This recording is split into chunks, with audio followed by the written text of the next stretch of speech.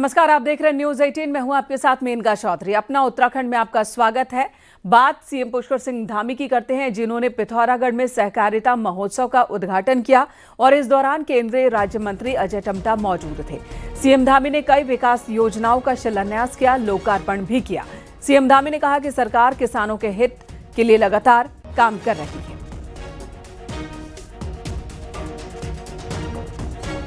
हमारी सरकार भी राज्य में सहकारिता को जन जन तक पहुंचाने के लिए कई कदम उठा रही है।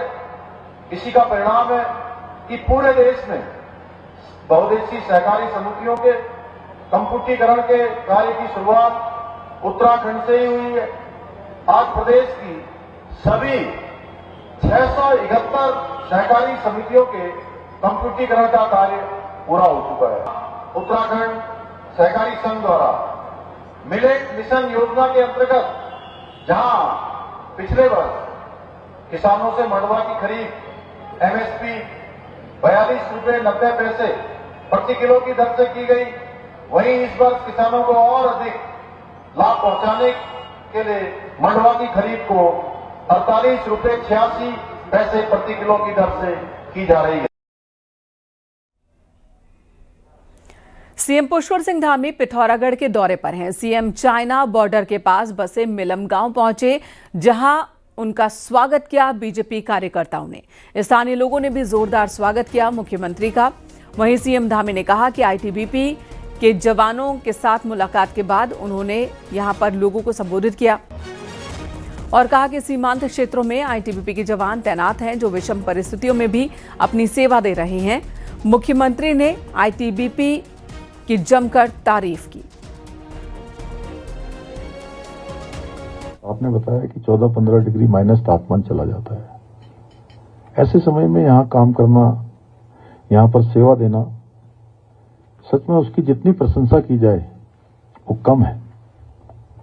और ऐसे कठिन क्षेत्रों में आप सबकी सेवा के कारण से ही आज हमारे देश की एकता, अखंडता, भारत की सुरक्षा आज पूरी मजबूती के साथ पूरे विश्व में एक अलग पहचान बना रही है।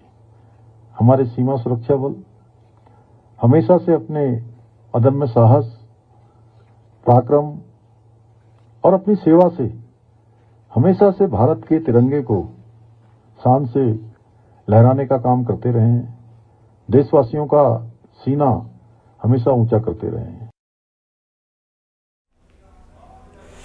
और इससे पहले आज सुबह सीएम पुष्कर सिंह धामी ने मुनस्यारी में मॉर्निंग वॉक के दौरान स्थानीय लोगों से मुलाकात की। इस दौरान मुख्यमंत्री ने उनका हालचाल भी जाना और सरकार की योजनाओं का फीडबैक लिया। सीएम धामी ने लोगों के साथ बैठकर चाय का आनंद भी लिया और विकास कामों की चर्चा उनके साथ की है।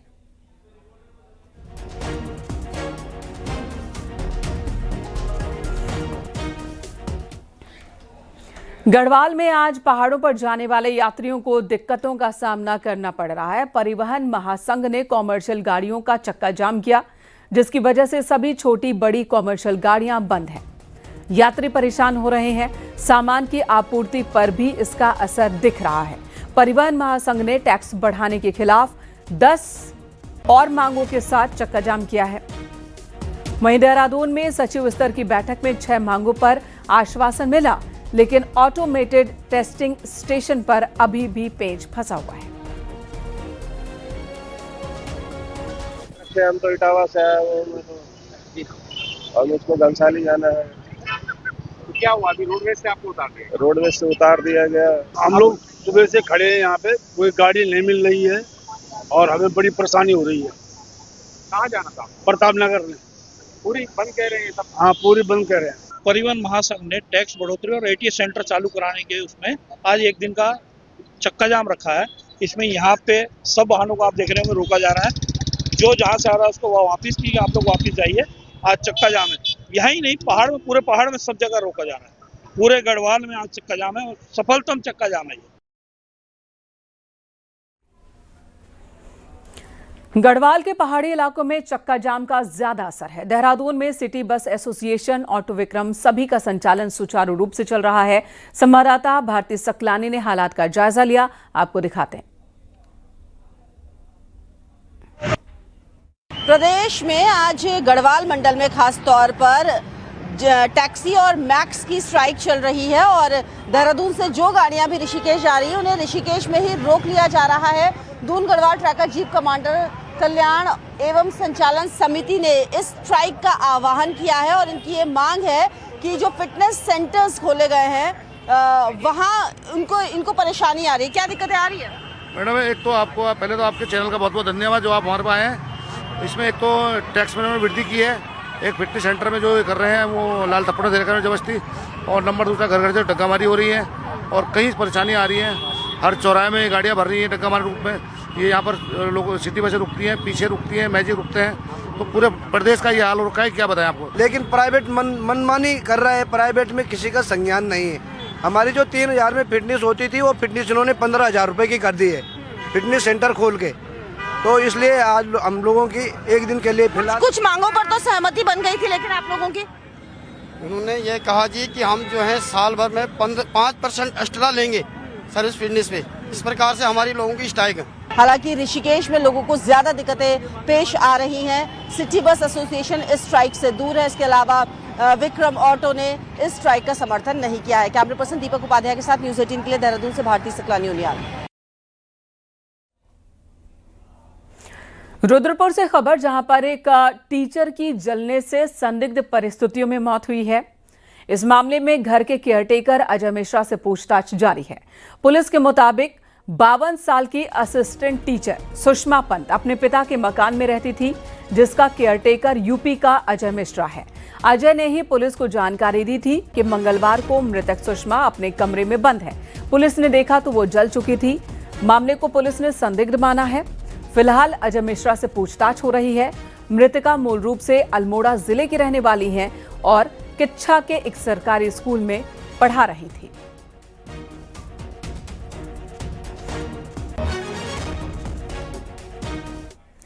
चक्राता वन विभाग की टीम ने छापेमारी करते हुए मेहरावना गांव के एक घर से बेशकीमती देवदार की लकड़ी का जखीरा बरामद किया।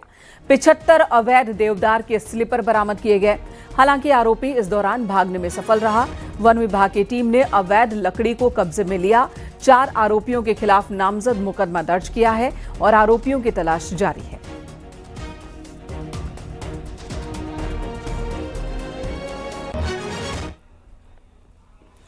रुद्रप्रयाग में महिला पीआरडी जवान ने ड्यूटी ऑफिसर पर गंभीर आरोप लगाए। महिला जवान ने ड्यूटी ऑफिसर पर उसके कपड़े फाड़ने और गलत व्यवहार के आरोप लगाए हैं।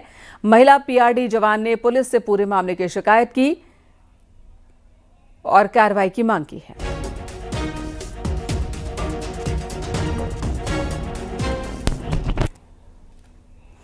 उत्तराखंड में बिजली उपभोक्ताओं के लिए बड़ी राहत का दावा किया जा रहा है। प्रीपेड मीटर व्यवस्था में बिजली बिल में छूट मिलेगी।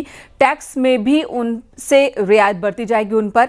लेकिन क्या वाकई में बिजली उपभोक्ताओं को ये राहत मिलने वाली है? इसी पर आपको ये रिपोर्ट दिखाते हैं।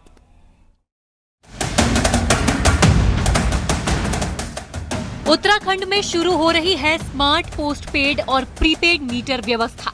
ऊर्जा निगम के मुताबिक उपभोक्ता मोबाइल या ऑनलाइन माध्यम से पहले ही बिजली का भुगतान कर सकेंगे। प्रीपेड मीटर से उपभोक्ता को मिलेगा पूरा नियंत्रण, पहले रिचार्ज फिर उपयोग। हमारी 2 कंपनी है, एक तो जीनस पावर की है और दूसरा अडानी, जो कुमाऊं और गढ़वाल में दोनों काम करते हैं। अब जो ये कंपनी को हमने कॉन्ट्रैक्ट दिया था कि आप अपने मीटर इंस्टॉलेशन के साथ साथ आप ऐप भी बनाएंगे। कुमाऊं का लगभग हमारा फाइनल स्टेज में है, अडानी कंपनी का उसका ऐप लगभग फाइनल स्टेज में है, और जीनस वाली जो कंपनी गढ़वाल में काम कर रही है उसका 10 तारीख तक फाइनल हो जाएगा। इस नई व्यवस्था से बिजली चोरी और बकाया बिल की समस्या में कमी आएगी। हर बिल पर 4% की छूट मिलेगी। यूपीसीएल इसके लिए एक मोबाइल ऐप बना रहा है, जिससे उपभोक्ता रियल टाइम में देख सकेंगे बिजली खपत, बिल और रिचार्ज स्टेटस। हर आधे घंटे की 15 मिनट की अपना कंजम्पशन देख सकते हैं, कितना कंजम्पशन आ गया, कितना बिल कितना पैसा हमने जमा किया था उसमें से कितना बच गया, ये भी देख सकते हैं, और कितना यूनिट हमारा कंज्यूम हो रहा है, कितनी वोल्टेज है और किस फेज में कम है ज़्यादा है, ये सब एक एक चीज़ उनको हर पैरामीटर उनको चेक हो जाएगा। कुछ समय से अफवाहें थी कि स्मार्ट मीटर में बैलेंस खत्म होते ही बिजली कट जाएगी, लेकिन यूपीसीएल ने साफ किया ऐसा नहीं होगा। बिजली अचानक बंद नहीं होगी तो अब बिजली उपभोक्ताओं को मिलेगी स्मार्ट सुविधा, पारदर्शिता और बचत, सब एक साथ। सतेंद्र बर्तवाल, न्यूज़ 18, देहरादून।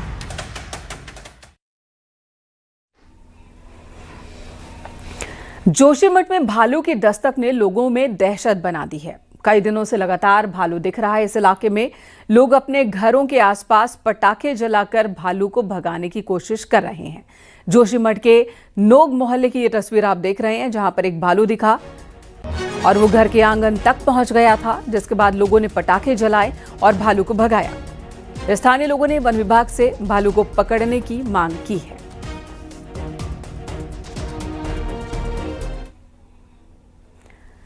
हरिद्वार के आबादी वाले इलाकों में लगातार वन्य जीवों के घुसने का सिलसिला जारी है। वन विभाग की लक्सर रेंज के रायपुर गांव के पास एक विशालकाय अजगर दिखा। लोगों में अफरा तफरी मच गई।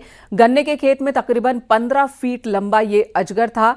गांव वाले दहशत में आ गए इसे देखने के बाद, जिसके बाद वन विभाग की क्यूआरटी टीम ने मौके पर पहुंचकर अजगर का रेस्क्यू किया। बड़ी मशक्कत के बाद इसे कंट्रोल किया और फिर जंगल में ले जाकर छोड़ा गया।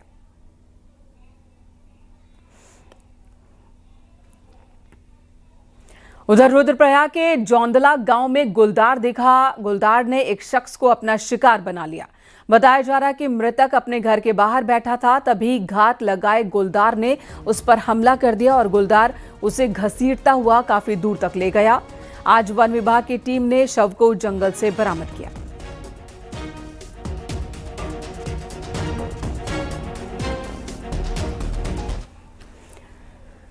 आपदा के समय राहत कार्यों को तेज और असरदार बनाने के लिए एसडीआरएफ ने एक पहल की है। अब हर गांव में तैयार होंगे आपदा मित्र, जिन्हें एक खास बुक दी जाएगी और साथ ही ट्रेनिंग भी कि आपदा के दौरान क्या किया जाए।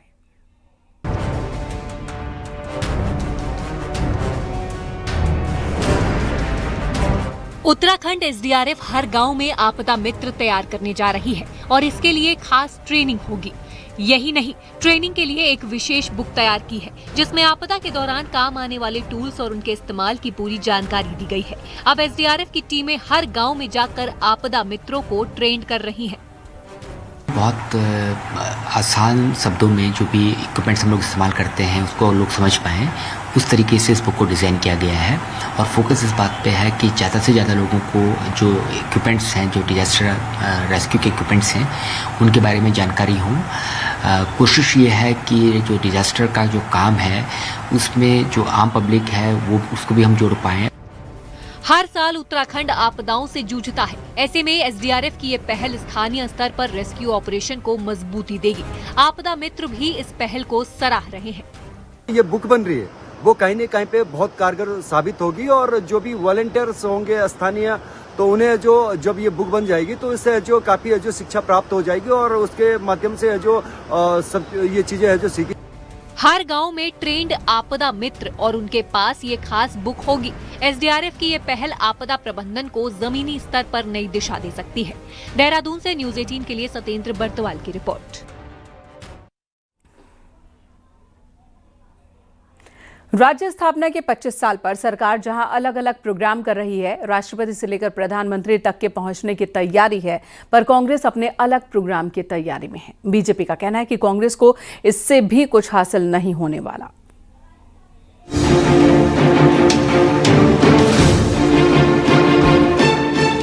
उत्तराखंड के 25 साल होने के मौके पर रजत जयंती के अलग अलग प्रोग्राम हो रहे हैं।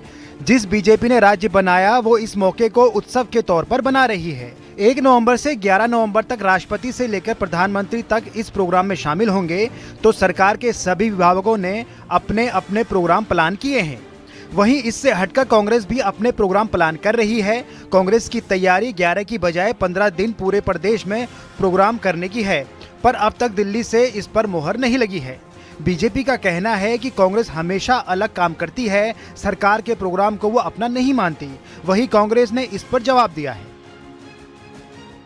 आज हमारे कांग्रेस के लोग प्रधानमंत्री जी के कार्यक्रम का, मुख्यमंत्री जी के कार्यक्रम का या केंद्रीय कोई नेता उसमें नहीं आते हैं, ये एक तुच्छ मानसिकता का परिचायक है। और लोकतंत्र के अंदर एक स्वस्थ राजनीति होनी चाहिए मैं कहना चाहता हूँ। राज्य बनने का पूरा 25 साल का जो रजत जयंती का कार्यक्रम हो रहे हैं, सरकारी कार्यक्रम होंगे, उसमें आमंत्रित किया जाएगा। निश्चित तौर पे कांग्रेस अपनी भागीदारी निभाएगी, लेकिन भैया अगर नहीं बुलाएंगे तो बिना बुलाए मेहमान की तरह तो हम जाएंगे नहीं। कांग्रेस अपने कार्यक्रम घोषित करेगी। कल पूरा पखवाड़ा हम मनाएंगे, रजत जयंती पखवाड़ा मनाएंगे। रजत जयंती वर्ष के प्रोग्राम 1 नवंबर से शुरू होंगे। इगास पर्व के साथ शुरुआत होगी तो 11 नवंबर को सबसे बड़े प्रोग्राम में प्रधानमंत्री मोदी शामिल होंगे। अब इस मौके पर कांग्रेस के अलग से प्रोग्राम करने का प्लान बीजेपी को समझ में नहीं आ रहा है। दीपांकर भट्ट, न्यूज़ 18, देहरादून।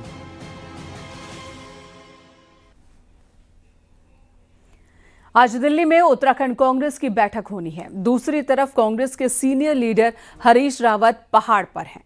वहीं रुद्रप्रयाग में हरीश रावत ने ट्रंप को लेकर एक बयान दिया जो सुर्खियों में है। तब तक मैं बूढ़ा नहीं होऊंगा जब तक अमेरिका का राष्ट्रपति का नाम जानते हो ना, आजकल बड़ा चर्चा में है डोनाल्ड ट्रंप। मैंने भी तय कर रखा है जब तक डोनाल्ड ट्रंप के हाथ में मडवे का बिस्कुट नहीं पकड़वा दूंगा तब तक जो है मैं भी बूढ़ा नहीं होऊंगा। तब तक मैदान छोड़ने वाला नहीं। इधर 2027 की जंग के लिए बीजेपी ने अपने युवा मोर्चा की टीम फील्ड में उतार दी है, जो युवाओं के बीच जाकर सरकार के विकास योजनाओं को बताएगी और युवाओं को पार्टी से जोड़ने की कोशिश करेगी।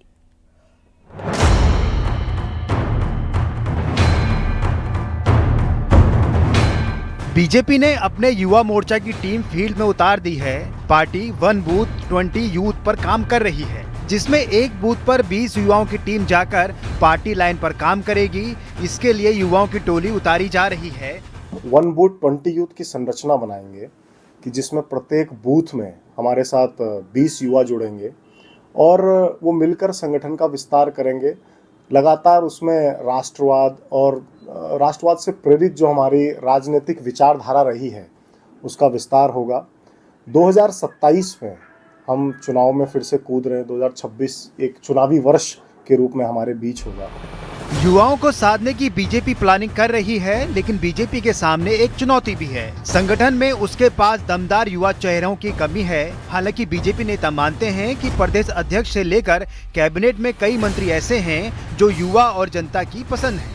मंत्रिमंडल प्रदेश का देख लीजिए, उसमें हमारे बहुत लोग युवा हैं। हमारे पूरी प्रदेश की जो नई कार्यकारिणी पदाधिकारी आई हैं उसमें हमारे लोग युवा हैं। तो भारतीय जनता पार्टी तो सबसे ज़्यादा युवाओं को आगे बढ़ाने वाली पार्टी है मुझे लगता है।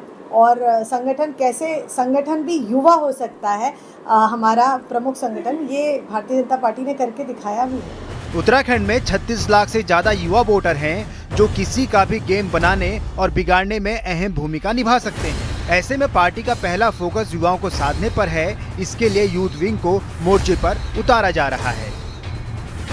न्यूज़ 18 के लिए देहरादून से भारती सकलानी की रिपोर्ट।